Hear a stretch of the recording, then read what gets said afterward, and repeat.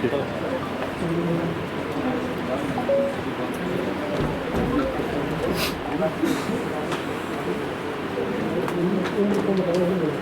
घटना अवलेशपुर थाना रोहनिया क्षेत्र में हुई थी, जिसमें एक व्यक्ति हैं जितेंद्र जी, जो किराने की शॉप है उनकी, वो अपने घर जा रहे थे। तो रास्ते में बाइक सवारों के द्वारा उनको गोली मारी गई थी, जब उनको इलाज के दौरान उनकी मृत्यु हो गई।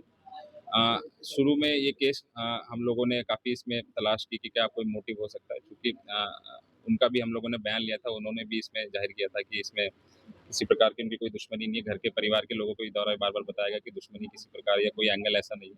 पुलिस के लिए काफ़ी चैलेंजिंग केस था। इसमें पूरी कमिश्नरेट की टीमें, हमारी जो एसओजी की, सर्विलांस की, साइबर की टीम और थाना रोहनिया की वर्ना ज़ोन के जो हमारे जो अच्छे जो इसमें क्राइम में टीम में काम करते हैं, वो लोग इसमें सब इन्वॉल्व थे। टोटल हम लोगों ने लगभग 2000 के आस-पास कैमरेज़ देखे और ये पता चला है कि जो बाइक प्रयोग हुई थी घटना में, वो रॉनिन बाइक थी और जब हम लोगों ने और कैमरे डिटेल में देखे, तो ये पता चला कि पीछे एक कार भी थी, औरा गाड़ी। जब हम लोगों ने उसको ट्रेस कराया, तो ये पता चला कि इसमें 5 लोग मुख्यतः इन्वॉल्व हैं। आयुष, अमन और मनीष, ये कार में बैठे हुए थे और जो बाइक रॉनिन है, उसपे ज्ञानशु बाइक चला रहा था और जो पीछे था गोलू सुशील पटेल, इसने फायरिंग करी थी। इनका मोटिव जो था, ये बेसिकली ये लोग साइबर फ्रॉड करते हैं। ये ऐसे दुकानदारों को टारगेट करते थे जहाँ पे जिनके पास पेटीएम का वो बॉक्स होता था, वहाँ जाके ये लोग सिम को जो स्वैप कर लेते थे और उनके पैसे उनके अकाउंट पे लोन लेके या उनके जो अकाउंट में पैसे हैं उसको डूब करके अपने अकाउंट में ट्रांसफर करके या परचेज कर लेते थे कोई सामान। इस केस में भी चूँकि जो मृतक हैं जितेंद्र जी, उनके पास लगभग 25-26 लाख रुपए उनको कोई ज़मीन बेच के आया था, तो इन लोगों ने कुछ रेकी करी थी 5-6 महीने पहले। तो ये पता चला था इस पैसे को हमें किसी भी प्रकार से इसको लूटना है या फिर अपने अकाउंट में ट्रांसफ़र कराना है। इन लोगों ने प्लानिंग करी, इसमें एक व्यक्ति के द्वारा जो अवैध असलहा है उसको प्रोवाइड कराया गया अमन के द्वारा और फिर 7 तारीख को भी इन्होंने एक बार अटेम्प्ट किया, बट उस दिन चूँकि वो जल्दी चले गए, तो उस दिन नहीं कर पाए।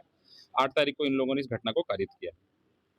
इनके पास से हमारे को काफ़ी भारी मात्राओं में जो अवैध सिम है, मोबाइल फ़ोन है, क्यूआर कोड हैं, वो मिले हैं और अभी तक की पूछताछ में पता चला है कि इनके द्वारा अन्य-अन्य जनपदों में जो साइबर फ्रॉड किए हैं, वो प्रयागराज में है, कानपुर में है, अयोध्या में है, आस-पास के जनपदों में।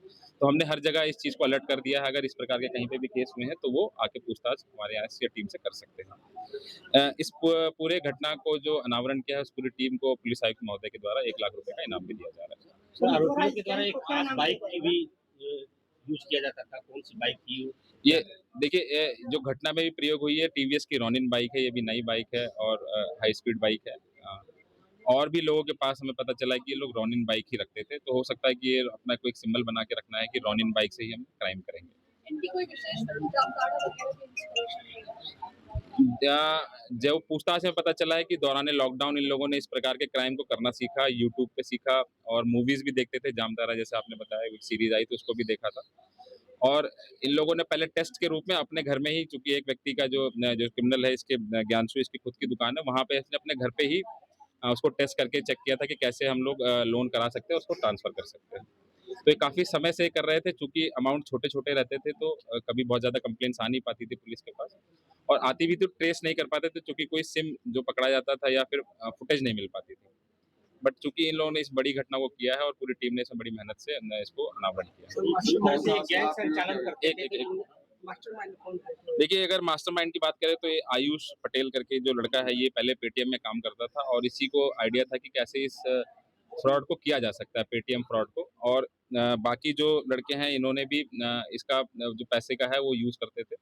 लेकिन अगर टेक्निकली बात करें तो यही आयुष है और बाकी जो क्राइम में जो घटना में जिन्होंने बाइक पे थे, वो ज्ञानशु और गोलू हैं, जिन्होंने फायरिंग करी थी, गोलू ने। सर, कुछ इनके एजुकेशन के बारे में जानकारी हो पाई सर? हाँ? एजुकेशन के बारे में कितना पढ़े लिखे थे? क्योंकि ये बहुत देखिए, ही हाई लेवल इसमें अगर मैं सबकी एज प्रोफाइलिंग करूँ तो 21 साल, 22 साल, सब 22 साल से छोटे ही हैं और कुछ लोग इसमें आईटीआई कर रहे हैं, कुछ अभी कॉलेज में जा रहे हैं, कुछ उन्होंने ड्रॉप आउट कर दिया है, तो बहुत ज़्यादा पढ़े लिखे नहीं है, बट चूँकि ईज़ी मनी बनाने के चक्कर में इन लोगों ने क्राइम को सीखा और कई बार इन्होंने घटनाएँ करी हैं। कौन-सा क्या नाम दिया जाएगा? हाँ जी? पुलिस वाला इस को क्या नाम दिया जाएगा? देखिए, अगर नाम की तो मैं नहीं बता सकता, बट चूँकि ये रॉनिन बाइक प्रयोग करते थे हमेशा, तो हो सकता है ये इनका सिंबल रहा हो। सर असलाह के बारे में कहाँ से खरीदी थी? असलहा के बारे में ये अमन सेठ लड़का है, ये इसके द्वारा बताया गया था कि ये 6 महीने पहले मुंगेर गया था, वहाँ से ये 30,000 रुपए में ये असलहा को खरीद के लाया था। जनता से क्या अपील होगी सबको, कैसे बचे? देखिए, इसमें मैं 2 प्रकार से 2 लोगों को ख़ास करके ऐसे लोग जो जिनकी शॉप्स हैं, मर्चेंट शॉप्स हैं, वो थोड़ा सावधान रहने की ज़रूरत है। किसी भी व्यक्ति को अपना पेटीएम वाला मोबाइल या आपका बॉक्स बिल्कुल ना दें। आपको पता भी नहीं चलेगा वो कब अपना सिम आपका स्वैप कर लेता है और आपके अकाउंट से पैसा ट्रांसफ़र कर लेगा या हो सकता है लोन करा लेगा। दूसरा, ऐसे वेंडर्स जो पेटीएम का पैसा लेके कैश में देते हैं, उनको भी सावधान रहने की ज़रूरत है। क्योंकि इसमें हो सकता है पेट्रोल पंप वाले लोग भी हैं, जो हमें पता भी चला है कि पेट्रोल पंप से इन्होंने कैश भी कराया है। तो ये भी ये जनरली क्राइम का पैसा होता है जो ये कैश कराते हैं, तो दोनों लोगों को सावधान रहने की इसमें ज़रूरत है।